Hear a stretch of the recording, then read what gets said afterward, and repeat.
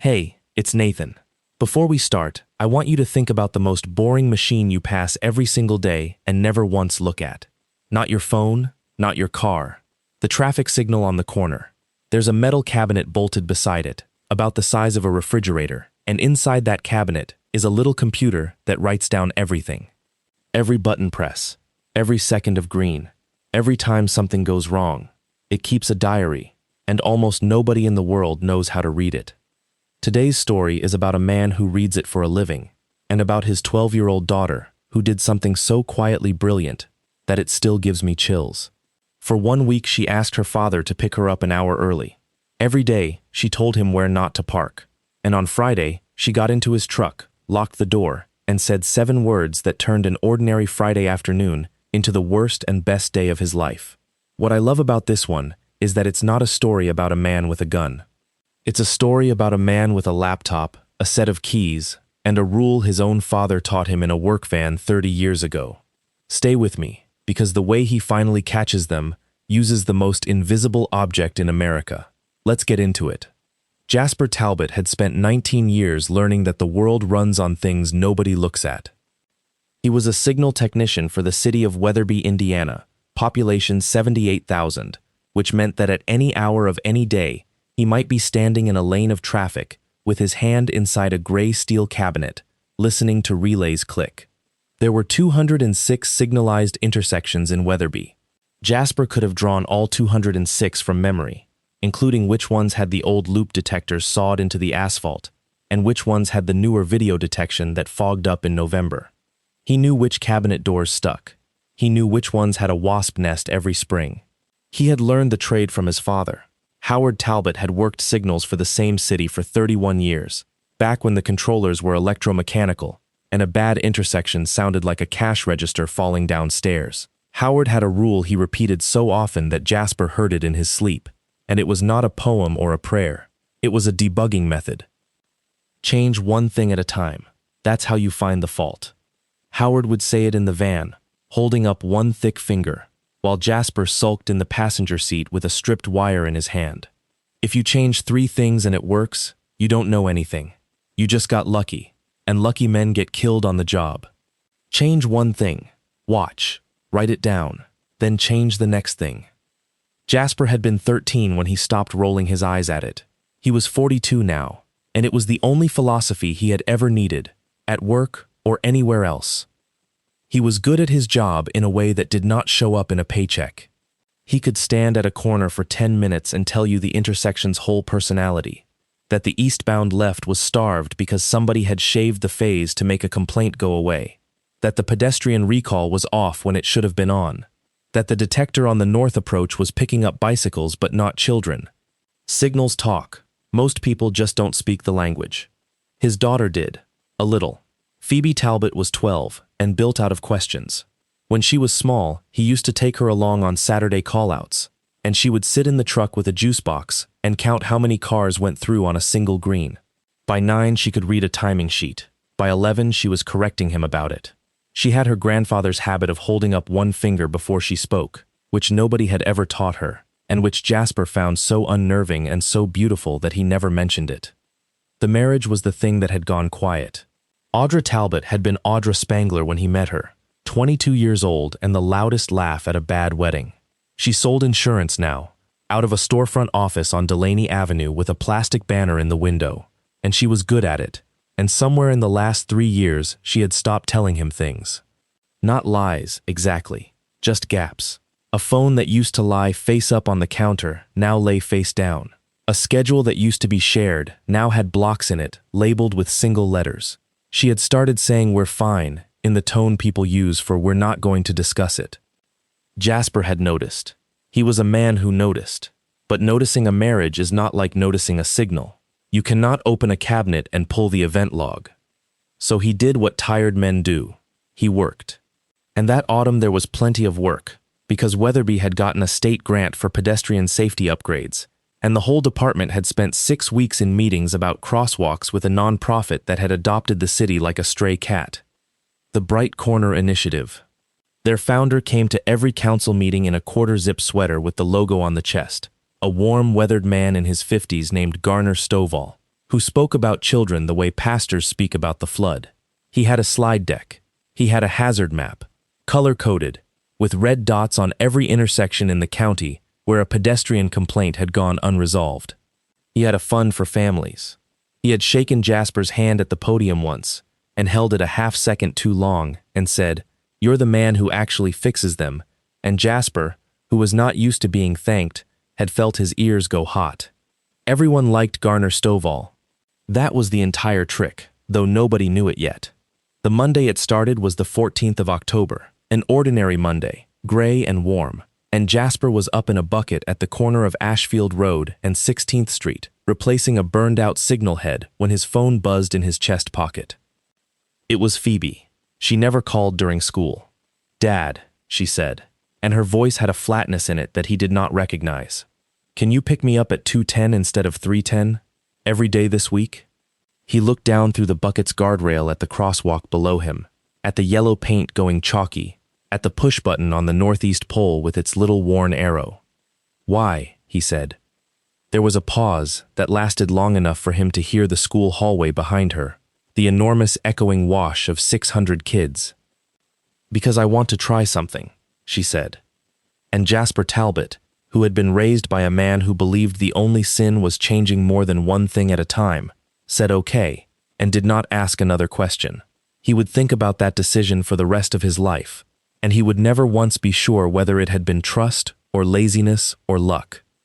He got to Penville Middle School at 2:05 that Monday and parked where he always parked, in the pull-off by the gym doors where the buses did not go, because he had been parking there since she was in 4th grade, and the world does not reward creativity in school pickup. Phoebe came out fast, walking with her chin down and her backpack on both shoulders, which she never did. She got in, shut the door, and looked at her hands. "Good day," he said. "Fine," she said. That was Monday. Tuesday she called at 11:40 in the morning, from the nurse's office phone, and said, "Dad, don't park where you usually do. Park on Ivy Street, past the church." "That's 4 blocks, Jasper said. "I know how far it is," she said, with the exact flat patience he used on councilmen. He parked on Ivy Street, past the church. She came around the corner of the church 3 minutes later and got in the truck the way a person gets into a taxi in a movie, quick and low, and she said nothing the whole way home except to ask whether the timing on Delaney Avenue had been changed, because the buses were bunching. Wednesday, it was the far end of the staff lot behind the football scoreboard. Thursday, it was the gravel apron beside the community garden on the other side of the school entirely, which meant Phoebe had to walk 11 minutes through a neighborhood to reach him. And when she got in, she was breathing hard, and her ears were red, and she looked at the side mirror before she looked at her father. He had spent Thursday morning at the corner of Ashfield and 16th, and that had put a different kind of stone in his stomach. Ashfield and 16th was intersection number 214 in the city's inventory. It sat 400 feet from the Penville Middle School crosswalk, a wide, tired intersection with a permissive left turn on the westbound approach, which is the arrangement where a driver turning left gets a green ball and has to judge for himself whether the gap is big enough. Traffic engineers have a term for permissive lefts across a marked school crosswalk. The polite version is legacy geometry. The impolite version is a coin flip that a child is not part of. The pedestrian push button on the northeast corner had been reported broken 11 weeks earlier. Jasper knew that because he had pulled the ticket history on Thursday morning while he ate a gas station sandwich in the truck, and the ticket history had made him stop chewing. 19 separate complaints since the first week of August. A crossing guard. 2 parents. A woman who identified herself as a grandmother and used the words, "My grandson pushes it," and beneath each one, in the disposition field, the same 6 letters, typed by the same person. No defect found. Closed by N. Hamby.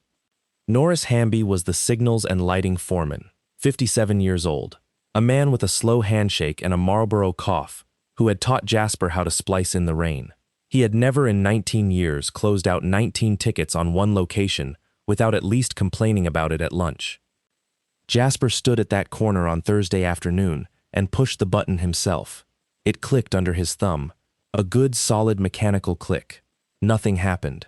No confirmation tone, no lit indicator, no walk phase when the cycle came around. He pushed it 11 times through 2 full cycles while cars turned left across the crosswalk in front of him, and a boy of about 7 in a green coat crossed against nothing at all, because the light was green for cars going straight, and a kid does not know the difference. He should have opened the cabinet right then. He had the key on his belt. He didn't, and the reason he didn't was that the cabinet was the department's, and the tickets were Norris's, and Jasper Talbot was a man who did not like to accuse people. He told himself he would file a 19th ticket, properly documented, and he did, at 4:51 on Thursday afternoon. At home that night, Audra was on the back steps with her phone against her ear and her free hand cupped around it against the wind, and when the screen door opened, she said, into the phone, in a voice like a receptionist, "I'll have to call you back Monday." "Anything good?" Jasper said. "Work?" she said. She smiled at him. It was a real smile. That was the part he could never explain to anyone afterward. How real it was. "Everything okay with Phoebe?" She's been weird. "She's 12, he said. "She's picking her up early all week," Audra said. "That's a lot of school to miss." "She's not missing school," he said. "It's after her last block." Audra looked at him for a second longer than the sentence needed, and said, "Huh," and went inside. He would remember that "huh" the way you remember a smell. Friday, the 18th of October, was a clear, cold, beautiful day. Phoebe had told him Thursday night, in the doorway of her room, without turning around from her desk, "Tomorrow park in the alley behind the laundromat on Kessel. And do not turn the truck around. Back it in." "Back it in," he repeated. "So we're already facing out," she said. He backed it in. She came at 2:11, moving along the wall of the laundromat with the flat-footed hurry of someone who has practiced a route. She got in. She pulled the door shut and pressed the lock with her thumb, both doors, one hard click, and she sat there with her backpack still on and her seatbelt not fastened. "Okay," she said. "Now look at the car behind us." Jasper looked in the mirror. The alley behind the laundromat on Kessel Street is 90 feet of cracked concrete between a chain fence and a brick wall, and there is no reason on this earth for a vehicle to be sitting in it. Sitting in it, 40 feet back, was a gray Chevrolet Malibu with its engine running and its parking lights on. There was a man in the driver's seat. He had a phone up at windshield height, held in the sideways two-handed grip of somebody recording video, and he was pointed straight at the back of Jasper's truck. Folded on the dashboard in front of him, bright as a wound in all that gray, was a high-vis safety vest. Jasper's blood did something he had never felt it do. It did not race. It went cold and slow, like a line going to sludge in February. "He is there every day," Phoebe said. Her voice was very careful, the voice of a kid presenting a science fair board. "Monday he was in the pull-off by the gym at 3:10. So Tuesday I made you come at 2:10, 4 blocks away, and he was on Ivy Street at 2:10. So it wasn't the time. Wednesday I made it the scoreboard lot, and he was in the scoreboard lot. Thursday the garden, and he was on Chapman by the garden. Today I picked an alley I have never been to in my whole life, and I told you last night, at 9 o'clock, in my room." She turned and looked at her father, and her chin was doing something it had not done since she was 6. "Dad," she said. He knew we changed. Jasper Talbot sat with both hands on the wheel of a truck that was not moving, and did the arithmetic that his father had built into him. One variable at a time. Time changed, he followed. Place changed, he followed. Route changed, he followed. The only thing that had not changed all week, the only constant in the whole experiment, was that somebody in Jasper's house knew the plan the night before. His phone was in the cup holder. He picked it up. There was a text from Audra, delivered at 2:04 that afternoon, 7 minutes before Phoebe came around the wall of the laundromat. "Are you getting her early again today? What time and where?" He had not told her. He had not told anyone. There is a version of that afternoon where Jasper Talbot gets out of the truck. He thought about it. He was a big man with forearms built by 20 years of overhead work, and there was a pipe wrench in the toolbox 18 inches behind his seat, and every muscle in his back was already moving toward the door handle. If he had gotten out, the man in the Malibu would have driven off, and Jasper would have gotten a plate number, and a plate number would have gotten him a stolen plate, and the whole thing would have gone dark and stayed dark. And 11 months later, there would have been a small article in the Weatherby paper about a tragic accident at a school crossing. He did not get out. He put his hand on his daughter's backpack strap instead. "Seatbelt," he said. "Dad, seatbelt. We're going to drive normal. We're going to talk about your history test. And I want you to look at the dash and not at the mirror, because right now he doesn't know that we know, and that is the only thing we own." She stared at him. Then she pulled the belt across and clicked it and said, in a voice that cracked exactly once, "We got a C on the study guide." And Jasper said, "We?" And she laughed, one horrible wet laugh, and they drove out of the alley at 11 miles an hour like the most ordinary father and daughter in Indiana. The Malibu did not follow them, it sat. That told him more than following would have. A man who follows is interested in where you go. A man who sits is interested in where you were. He drove Phoebe to his father's house on Bell Street and walked her inside and told Howard, who was 81 and on oxygen and sharp as a tack, 3 sentences. Howard looked at his son for a long moment, then reached over and picked the cordless phone off the wall base and set it in his own lap and said, "She doesn't leave with anybody but you, not her mother. Say it back to me." "Not her mother," Jasper said, and his voice broke on it, and Howard said, "Good, go." He drove to Ashfield and 16th. It was 3:40 in the afternoon. School was out.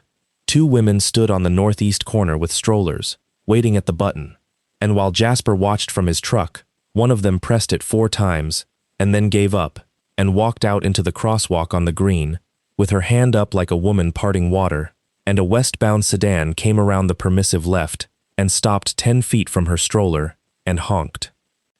Jasper got out, put on his own vest, put a cone behind him, and opened cabinet 214 with the key on his belt. Inside, a signal cabinet is a stack of things that are supposed to be boring. The controller at the top, a beige box with a small screen. The malfunction management unit below it, the thing that watches the controller and forces the whole intersection into flashing red if it ever sees a conflict. Below that, the load switches, the detector racks, the terminal blocks, a spaghetti of labeled wire running down to the field. He found the pedestrian detector input for the northeast corner in 11 seconds, because he had wired half the cabinets in this city. The wire had been cut, not chewed, not corroded, not pulled loose by frost heave or a careless boot. Cut, cleanly, at a slight angle, the way a man cuts a wire with a good pair of side cutters held at a comfortable working height, and then the 2 ends had been tucked back into the bundle and dressed with a zip tie so that a person glancing into the cabinet would see nothing at all. Jasper stood in the open door of that cabinet for a long time, with traffic going by behind him. A cut wire is not vandalism. Vandals do not have cabinet keys, and vandals do not dress their work. A cut wire that has been hidden is a decision, made by somebody with training, at a school crossing, on the corner where a child would stand. He took 11 photographs. He did not repair it. That was the hardest thing he had ever done with his hands, and he made himself do it, because his father's voice was in the cabinet with him saying change one thing at a time, and if he fixed that wire tonight, the person who cut it would know, that same night, that somebody had looked. He closed the cabinet. He locked it. He drove home to a house with the porch light on. Audra was making pasta. "Hey," she said, "where's Phoebe?" "At Dad's," he said. "He's having a night." "Oh no," she said, and her face did concern the way a hand does a wave, and she asked about Howard's oxygen, and Jasper answered her, and they ate dinner across from each other, and he watched his wife of 15 years salt her food and complain about a claims adjuster, and he thought calmly, the way you think when something in you has already died and the rest is just paperwork. I do not know who you are. He did not sleep. At 2 in the morning he was at the kitchen table with a laptop and his work credentials, and by dawn he had the beginning of it. The city's central signal system logs everything. Every controller phones home. Jasper pulled the event history on 214, going back 4 months, and read it the way other men read box scores. The pedestrian detector on the northeast corner had gone silent on the 2nd of August at 11:42 in the morning. There was a cabinet door open event 20 minutes before that, at 11:19. Every cabinet in Weatherby has a door switch, because the state grant had paid for them, and every door open writes a line in the log. The door had been opened by a valid key on a Saturday. The department did not work signals on Saturdays without a call-out, and there had been no call-out on the 2nd of August. Jasper checked the dispatch log twice. Then he did the thing that turned a bad feeling into a case. He wrote a small query and asked the central system a single question. Show me every intersection in Weatherby where a pedestrian detector has gone silent and stayed silent for more than 30 days. There were 3. One was a crossing at a closed elementary school on the north side, which had been dark since the school shut, and which was fine. One was a downtown corner where a contractor had ripped out the pole in June and everyone knew it. The third was 214, 400 feet from the crosswalk his daughter used, with 19 tickets on it, all closed by the same foreman, on the only intersection in the city with a permissive left turn across a school crossing. Jasper sat back in his chair in his dark kitchen and understood, in the way you understand a diagram, that his daughter had not been followed by a stalker. His daughter had been surveilled by a work crew. He went to see Norris Hamby on Monday morning, and he did not accuse him of anything. He brought coffee. They stood behind the shop at 7 in the morning and talked about the Colts and about Norris's knee, and Jasper said, casually, "Hey, 214, that ped button. I pushed it Thursday. It's dead as a hammer. You closed 19 on it." And Norris Hamby, who had taught him to splice in the rain, looked at the ground for 4 full seconds. "Nothing wrong with that button," he said. "Kids break 'em." "Norris," Jasper said. "The detector inputs cut inside the can." Norris Hamby's hand shook. Not a tremor. A jump, like a man touching a hot pan, and coffee went over his knuckles, and he said, "Don't." And then he said it again quieter. "Jasper, don't." And then he turned and walked into the shop and did not come out.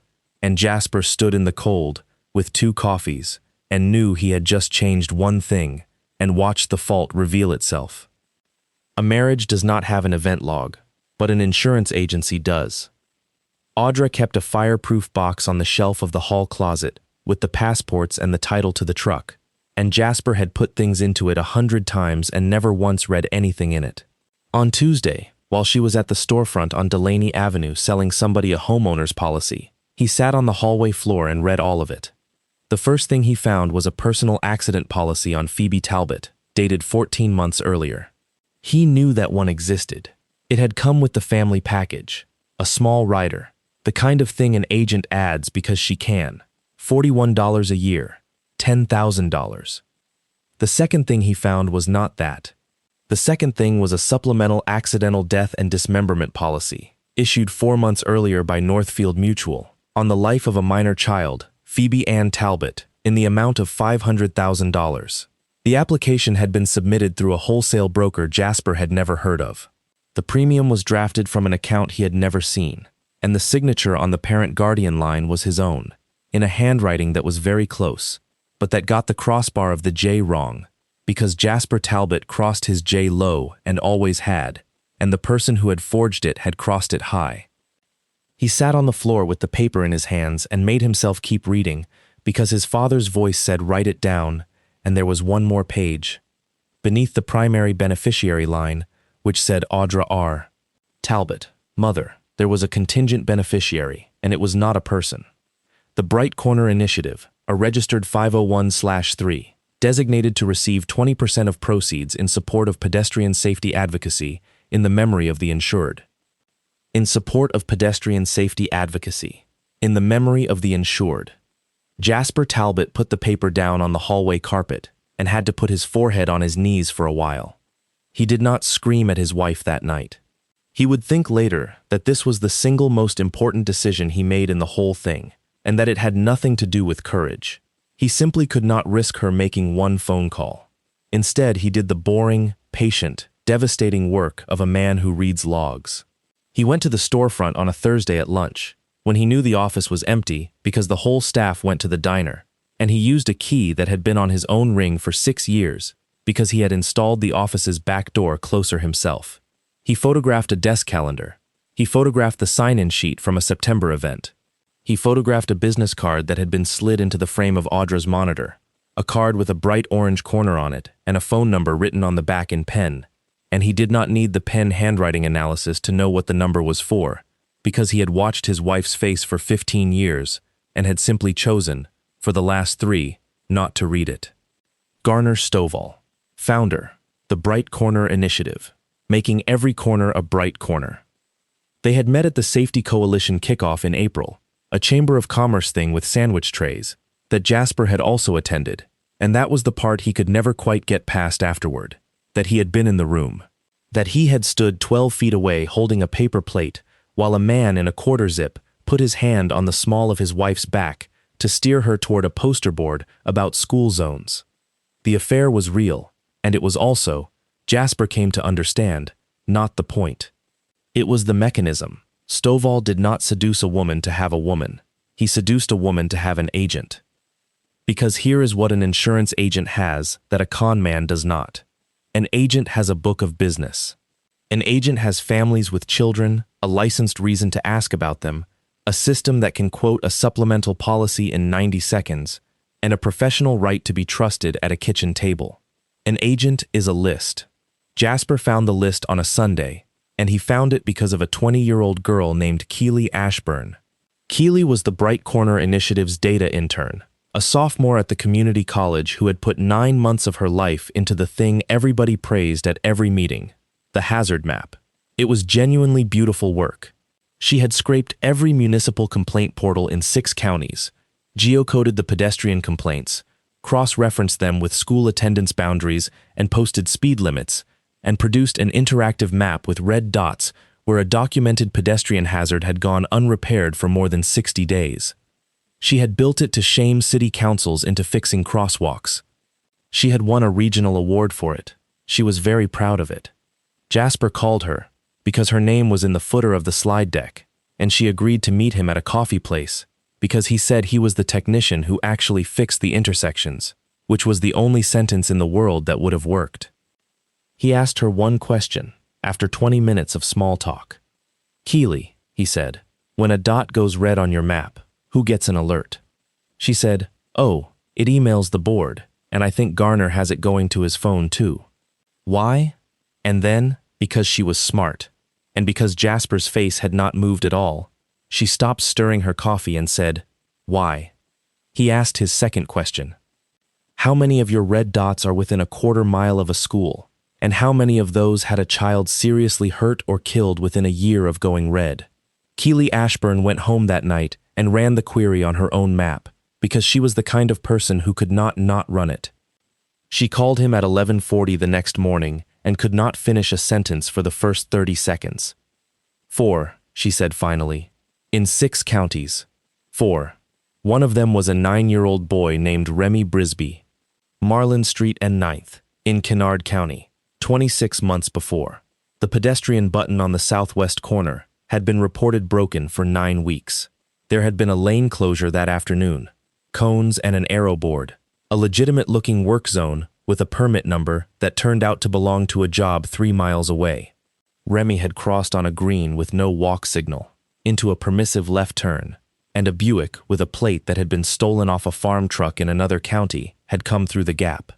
The driver never stopped, and there had been a witness. An independent witness, a passerby in a high-vis vest, who told the responding deputy that the boy had darted out from between the cones, and who signed a statement, and who the family's lawyer never questioned, because why would you question the Good Samaritan? The county settled with the family for $3.1 million for a documented, ignored, catastrophic signal defect at a school crossing. 15% of it went into a memorial fund administered by a nonprofit in the memory of the insured. Jasper drove 2 hours and 11 minutes to Kennard County on a Saturday and knocked on Candace Brisby's door.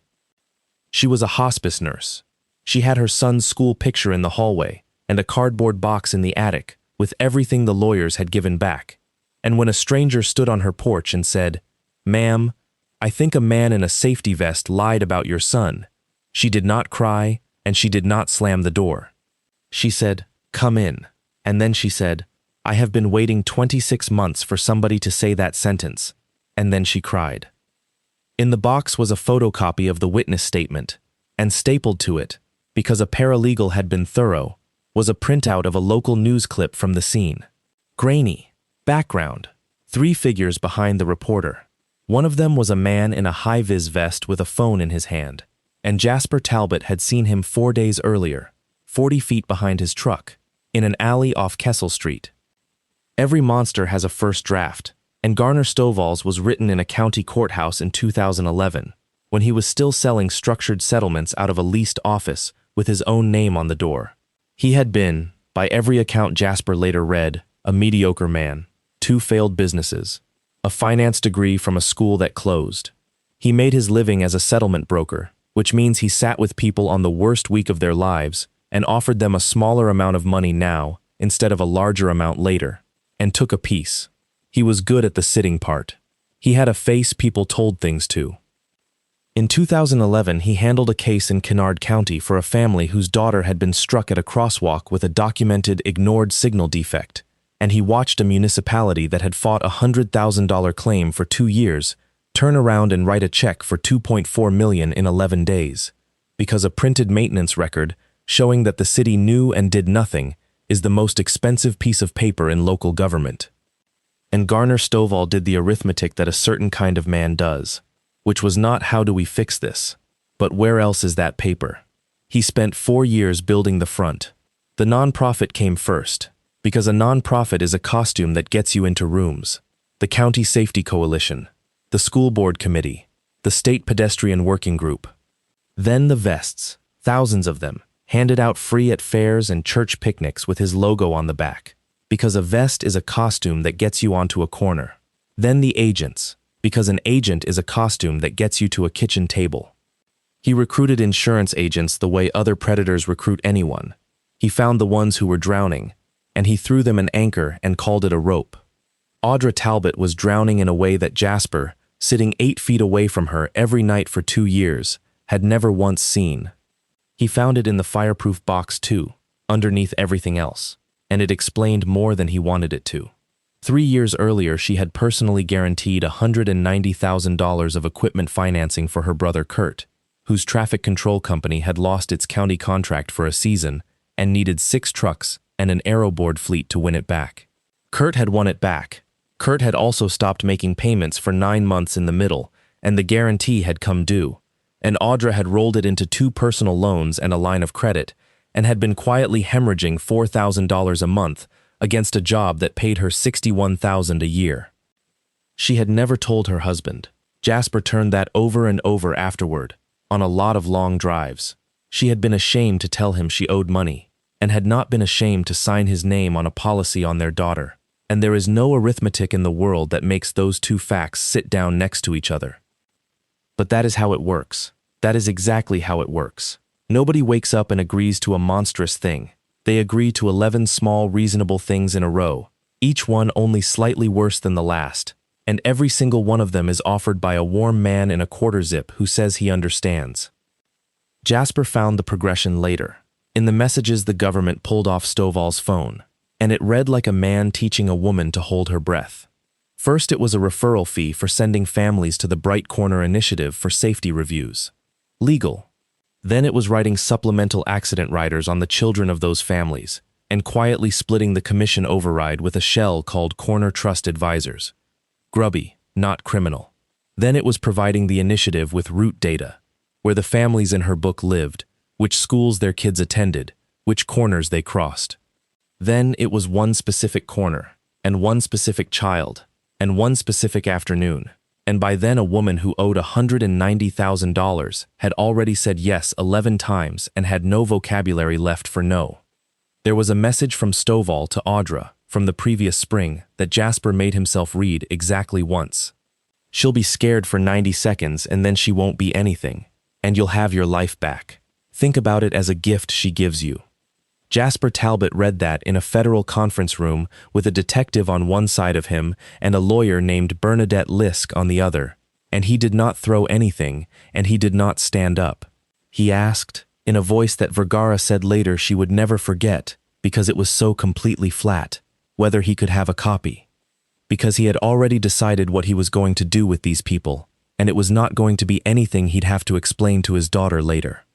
He said it out loud once, to his father, in the kitchen on Bell Street, with the oxygen machine ticking in the corner. I could find them, Jasper said. Any of them. I know where every camera in this county is, and I know which ones don't work. And I know that 11 blocks of Perrin Road can be made to do anything I want them to do. Howard Talbot, 81 years old, who had spent 31 years in a bucket over other people's intersections, looked at his son for a while. You could, he said. And then Phoebe would have one parent in a prison in Indiana and one in a prison in Illinois, and she'd have to be the strong one for the next 40 years, and everybody would say what a shame, both of them, and Garner Stovall would be a footnote in your file instead of the other way around. He tapped the table once with one thick finger. Do it your way, he said. Change one thing at a time. Make the machine do it. That's what it's for.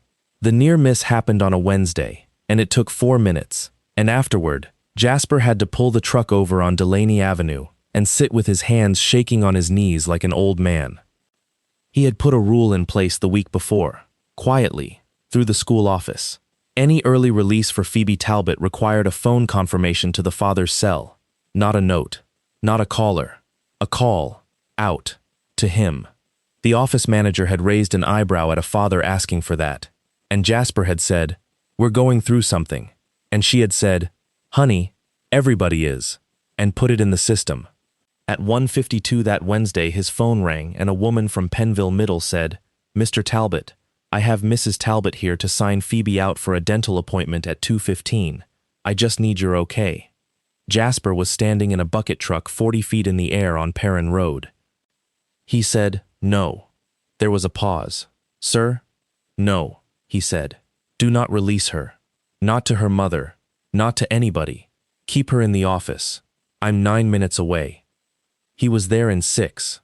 Audra was in the front office in her work blazer, and when she saw him come through the double doors, her face did something he had never seen it do, a kind of collapse and reassembly, and she said, brightly, "Oh, good. You got out of work."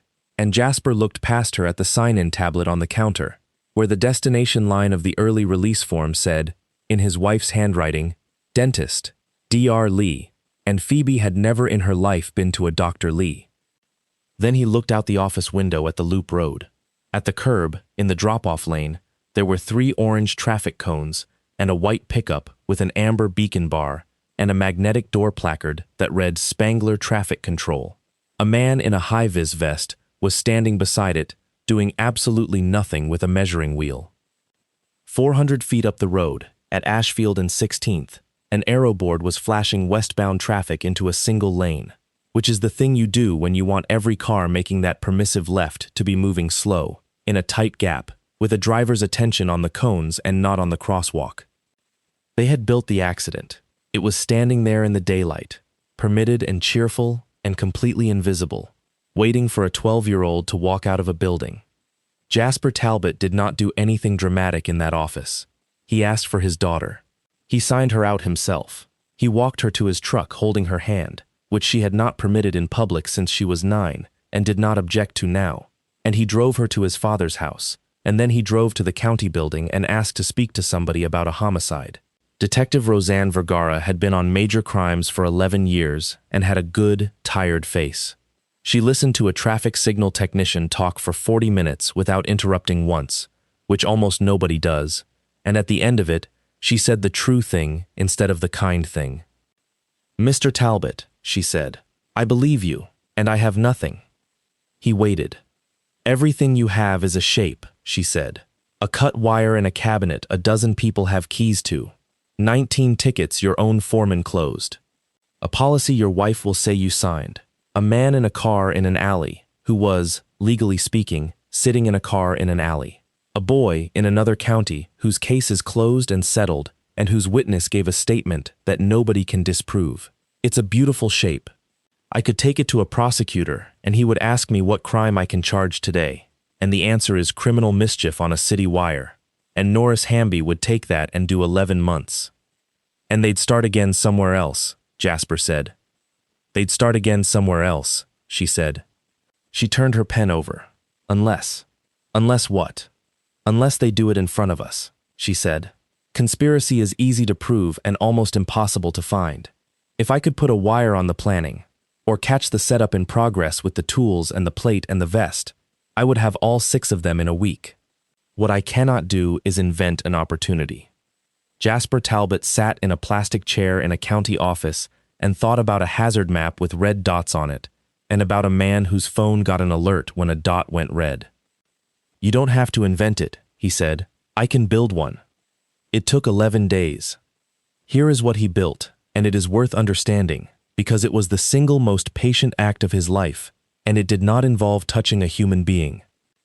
Perrin Road and Dunhill Street was intersection 88, a low-volume signal on the northeast edge of Wetherby, with a permissive left turn and a marked crosswalk, and, 3 blocks away, a small private academy with 140 students. It was, in every measurable way that a hazard map measures, the same animal as 214, and it was Jasper's to touch, because he was the technician of record for that quadrant. On a Tuesday, he made the pedestrian push button on the northwest corner of 88 stop working. He did it the legitimate way, with a work order and a note in the maintenance log. Intermittent PED detect, northwest, monitoring. Then he waited for the complaints to be real. That was the part that cost him sleep. He could not fake a citizen, but a broken button at a crossing generates its own weather, and within 9 days, there were 6 complaints in the city portal from 6 real people, and every one of them made him sick, and every one of them was necessary, because Keely Ashburn's map did not scrape Jasper Talbot, it scraped the public portal.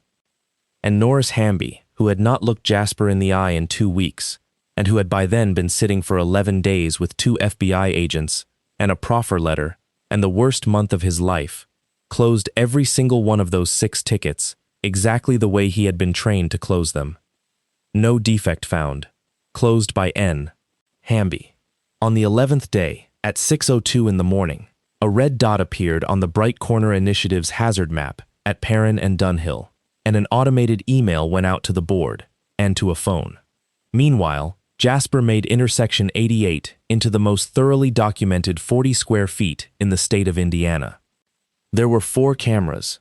2 of them were the city's own video detection units, which look exactly like signal equipment because they are signal equipment, aimed by a technician with a laptop at angles that had nothing to do with detecting vehicles.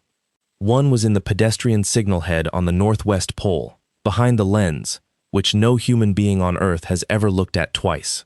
The 4th was in a pull box at the curb, under a cast iron lid with a slot in it, pointed up at chest height in a way that would produce, later, in a federal courtroom, the single clearest image of a man's face and hands anyone had ever gotten of the operation. There was audio in that pull box too, and a magnetic door switch on the cabinet, and a logger set to write every event to a time-stamped file that mirrored, every 60 seconds, to a server that did not belong to the city of Wetherby. And there was the corridor. Perrin Road runs 11 blocks between 2 arterials, and every signal on it belonged to Jasper Talbot. He built a timing plan and saved it under a name nobody would ever question, Perrin Coord Evening REV3, and he tested it twice at 2 in the morning with a stopwatch and a rental car. And what that plan did, when a man at a laptop pushed one button, was very simple. It turned the 2 intersections at either end of Perrin Road red, and held them, and turned every signal in between red, and it did it in a sequence tuned to trap whatever was inside those 11 blocks, like a hand closing on a moth. Detective Vergara looked at the diagram he drew on her whiteboard for a long time. "You can do that," she said. "I can do it from my phone," Jasper said. "But I'd like to do it from the corner." There was one more piece, and it was the one he hated. On the 4th of November, at his own kitchen table, with a small federal recorder taped under the lip, and Detective Vergara parked 2 streets over, Jasper Talbot gave his wife an opportunity to be a different person. He told her he was worried about Phoebe walking home. He told her he had been thinking about the crossing at Ashfield. He said, "If anything ever happened to her, Aud, I don't think I'd survive it." And he watched Audra Talbot's eyes go somewhere for about a second and a half, and come back, and he watched her reach across the table and take his hand and say, "Nothing is going to happen to her." Then she went into the garage and made a phone call, and on the recording, which the jury heard 14 months later, she said 11 words to Garner Stovall that ended her life as she had known it. He's getting jumpy about the crossing. Can we move it up? That was the day Jasper stopped grieving his marriage. He said afterward that it was like watching a fault finally show itself on a meter. It doesn't make you feel better. It just stops the guessing. They came for intersection 88 on the 14th of November at 4:35 in the afternoon in the blue part of the light. They came the way they always came, which is to say they came like a job. A white pickup with an amber beacon and a Spangler traffic control placard pulled to the curb on Perrin Road, and two men in high-vis vests got out and set 11 cones in a taper, unhurried, the way men set cones 1,000 times a year, and put out an arrow board and turned it on. Nobody on that street looked up. A woman walked her dog through the taper and said hey to one of them, and he said hey back. A gray Chevrolet Malibu parked 40 yards up on the cross street. Darius Sykes got out of it in a vest with a measuring wheel and walked the crosswalk twice, thumbing a stopwatch, writing on a clipboard. The pullbox camera got 11 seconds of his face from below and his hands in the frame and the stopwatch in them. At 4:41, a man in a company jacket walked to cabinet 88 with a key that Norris Hamby had reported lost in 2019, opened the door, and put his hands inside. He was in there for 2 minutes and 40 seconds. The cabinet door switch wrote the whole thing. The camera in the pedestrian head wrote his profile. What he did in there was cut the northwest pedestrian detector wire at a slight angle with a good pair of side cutters, tuck the ends into the bundle, and dress it with a zip tie, and then he closed the door and locked it, and got back in the truck and lit a cigarette, and the audio in the pull box picked him up saying, to somebody on a phone, "It's dead, we're good for Tuesday." And at 4:44, a silver Acura pulled up behind the work truck, and Garner Stovall got out in a quarter zip with a logo on the chest, and stood on the corner of Perrin and Dunhill with his hands in his pockets, looking at the crosswalk the way an architect looks at a lot. Jasper Talbot was 110 feet away, sitting in a city bucket truck with the boom down, in a high-vis vest, with a laptop on his knees. Nobody had looked at him for 9 minutes. That was the whole thing, in the end. That was the entire secret of Garner Stovall's operation, the thing that had let him move through 6 counties for 4 years, killing children in daylight with permits and paperwork. That the American eye slides off a man in a safety vest the way water slides off glass. He had built a business on being invisible in the open. He had handed out those vests himself at community events, boxes of them, with his logo on the back. Jasper looked at his watch, keyed the radio once, and pressed a key on his laptop. Perrin Coord Evening REV3 went live. At the north end of the corridor, at Perrin and 15th, the signal went red and stayed red. At the south end, at Perrin and Cushman, the signal went red and stayed red. And then, in a sequence he had tuned at 2 in the morning with a stopwatch, the 9 signals in between went red one after another, north to south, like somebody walking down a hallway turning off the lights. 11 blocks of Perrin Road stopped moving. The white pickup made it 40 feet and stopped at a red with 2 cars in front of it. The Malibu turned onto Perrin and stopped at a red. The silver Acura, whose driver had gotten in fast the moment he heard the first siren, made it a block and a half, and then sat in a line of 11 cars with nowhere on this earth to go, because a man who understands a corridor can close it in 9 seconds, and a man who understands nothing about it cannot open it at all. And then the vests came. There were 14 of them, state police tactical, 2 FBI agents, 4 sheriff's deputies, all of them in high-vis over their carriers, because Detective Vergara had listened to a signal technician explain, on a whiteboard, that the fastest way to put 14 armed people on a street corner in Indiana, without a single person noticing, was to dress them like road work. Garner Stovall was taken out of the Acura at 4:52 in the afternoon by 2 men in safety vests, and the body camera footage, which was later played at a city council meeting and then at a state legislative hearing, catches him saying one thing as he goes down onto the hood. He says, "Who are you people?" Jasper Talbot walked up the yellow line of a road he had timed for 19 years, in a vest of his own, and stood where the man could see him. "City," he said, "I fixed the signals." It came apart the way these things always come apart, which is not all at once, but from the bottom. Darius Sykes flipped in 9 hours. He had 4 prior sets of paperwork in 4 counties and had been paid, for the death of Remy Brisby, $11,000 and the use of a truck.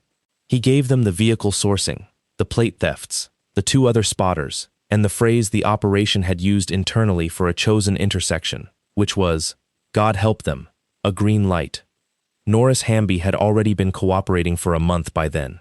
He had started closing tickets in the 2nd year, for $800 a ticket, when his wife's cancer took the house, and he had told himself for 4 years that a broken button is not a dead child, and he said in his allocution that he had known it was, every day, the entire time. He got 71 months and did not appeal. Kurt Spangler, whose company had the county's lane closure contracts and whose sister had married a signal technician, took 11 years for conspiracy and for the permits. Garner Stovall went to trial, because men like Garner Stovall always go to trial. The government put on Keely Ashburn's hazard map as a demonstrative exhibit and let a 20-year-old college sophomore stand in front of a jury and explain, in a shaking voice that got steadier every minute, how a tool she had built to protect children had been used as a shopping list. 4 confirmed, 2 more probable. He was convicted on 31 counts, including 2 counts of murder in aid of racketeering, and he will die in a federal facility in Illinois. Audra Talbot pleaded to conspiracy and to insurance fraud, and the recording from the kitchen table was the reason her lawyer stopped talking about trial. She got 9 years.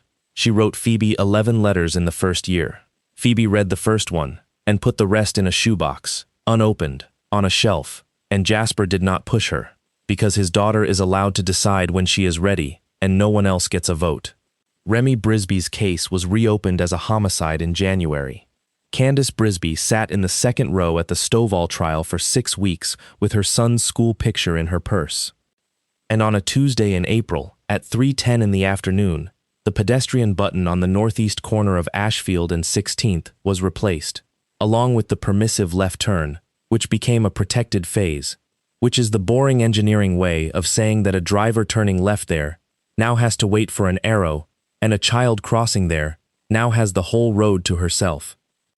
Jasper stood on that corner with his father in a wheelchair beside him, and Candace Brisby, and Keely Ashburn, and a small crowd of people from the neighborhood who had filed 19 complaints and been told 19 times that there was no defect found. Phoebe pushed the button. The little indicator lit. Somewhere in the cabinet 11 feet away a relay closed, and a controller wrote a line in a log that nobody would ever read. And a 2.5 later, the white walking man came up on the far side of the street. Phoebe Talbot looked at her father with her chin doing that thing. "I only changed one at a time," she said. "I know you did," Jasper said. "I know." "So, that's the story. Here's what stuck with me. We talk a lot about instincts. Trust your gut. Listen to that little voice. And I think that's usually good advice. But Phoebe Talbot didn't trust her gut. Phoebe Talbot tested it. She had a feeling on Monday, and instead of carrying that feeling around and being scared of it, she designed an experiment. Change the time, hold everything else. Change the place, hold everything else. Change the route, and tell only one person, the night before. By Friday, she didn't have a feeling anymore. She had a result, and a result is something you can hand to an adult. That's what I want you to take from this. A feeling makes you afraid. Evidence makes you dangerous. The other thing I can't shake is the vest. Because it's true, isn't it? Think about the last time you actually looked at a man in a safety vest standing near a road. You didn't. None of us do. Garner Stovall built a 4-year operation on nothing more sophisticated than the categories our brains use to skip things. And honestly, half the harm in the world runs on that same fuel. Not genius. Just costume. Just the confidence that you have been sorted into the pile marked ignore. And then there's Jasper, who I keep thinking about, because he had every reason to get out of that truck in the alley. Everything human in him wanted to. And the thing that saved his daughter's life was that he was a man who had been taught by his own father in a work van that if you change everything at once, you'll never find the fault. He stayed still. He drove 11 miles an hour out of that alley. He fixed nothing that night, which must have felt like cowardice, and was actually the bravest thing in the whole story. Anyway, if you've got a kid who notices things, who counts things, who asks annoying questions about why the light is like that. Protect that. Don't sand it down. One day that kid might change one thing at a time and find the fault that nobody else can see. Thanks for listening. Take care of each other out there and go push the button.